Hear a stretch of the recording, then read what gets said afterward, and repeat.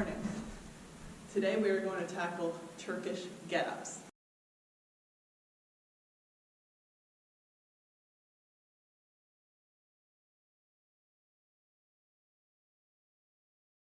The great thing about Turkish Get-Ups is if you are brand new to them, just starting out, you don't even need equipment to use to practice new movement patterns. It's often helpful to break these more complex movements down into steps, and you'll see how easily it breaks down into single steps. And if you're struggling with one particular part, we just take that part out, and you can practice that over and over again until you nail it. Then we put it back into the progression. I have broken the Turkish Get-Up into 9 steps. Lying side cradle, lying start position, crunch to elbow, crunch to hand, bridge, low sweep, handoff, windshield wiper, stand tall. I actually recommend, if there's one part that you're not super comfortable with, to just practice that movement over and over again instead of doing the whole phase of the get up. So for me, I would probably practice the first 3-4 steps. So the cradle to the start position, to the crunch to elbow, and then push to hand. And then just reverse it. Let me show you what I mean. Cradle, start position, crunch to elbow, push to hand. I might even add in the bridge. And then back down to elbow to lying. And then I repeat that because I always have the issue of my shoulders drifting, my hand wants to move, my shoulder blades are caving together. So I would practice that movement over and over again, just focusing on where my shoulder is and making sure that my hand is above my shoulder and not drifting. So I'm going to be demonstrating with the left hand, so I'm going to be facing away from the camera for the side lying cradle, but this is what it's going to look like. I'm in this position, holding the weight, and when I roll onto my side, this weight is on top of the shoulder in a safe position for me to press up.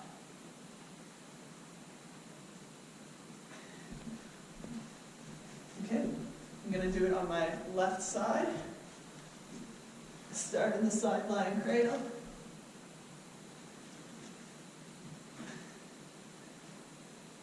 All right, weight is in a safe position to be pressed up. My opposite leg goes straight down at a bit of an angle. Opposite arm out at about 45 degrees. Pressing up.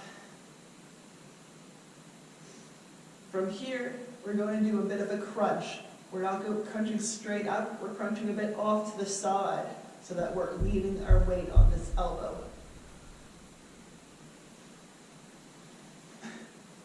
Your challenge during that movement is to keep the shoulder lined up. So hand over elbow, right over shoulder, not to let it drop forward. Make sure that you're not letting your shoulder blades cave together, the shoulder's not dropping, nor is it reaching. Keep the shoulder packed and strong. From here, you're going up to this hand. Pushing to the hand.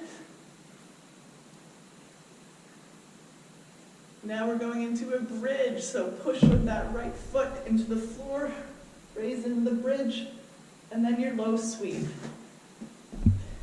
We're bringing the leg, sweeping under to about a 90-degree angle. Then the hand comes off, and you'll see I'm losing my nice line. My hand's drifting forward. Try not to let that happen. Then we're going to do our windshield wiper. So now we're in a good lunge position. You might have to readjust that foot like you saw me do. And then stand tall. Now we're going to do everything in the reverse. Keep that shoulder strong as you lunge back, Windshield wipe, hand down,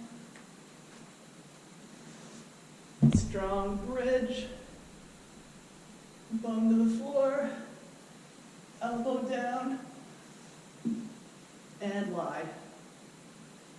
Cradle. Some common mistakes. You forget to be looking up at your hand throughout all the movements. It's not that you look straight forward until you've done your windshield wiper and you're ready in your lunge position.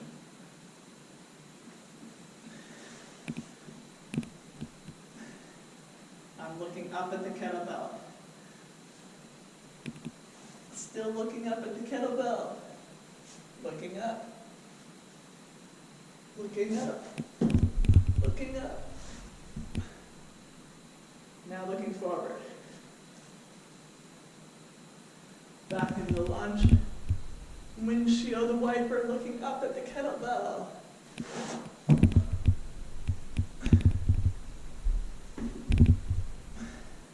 The lights have not detected me, and I'm in the dark now.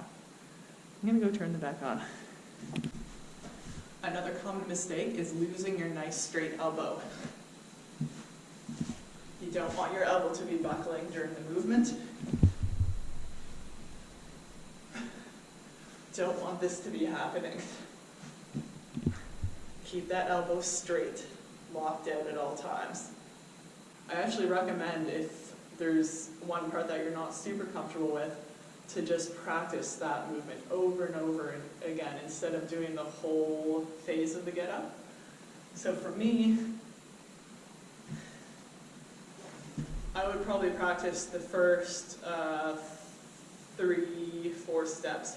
So the cradle, to the start position, to the crunch to elbow, and then push to hand. And then just reverse it. Let me show you what I mean. Cradle,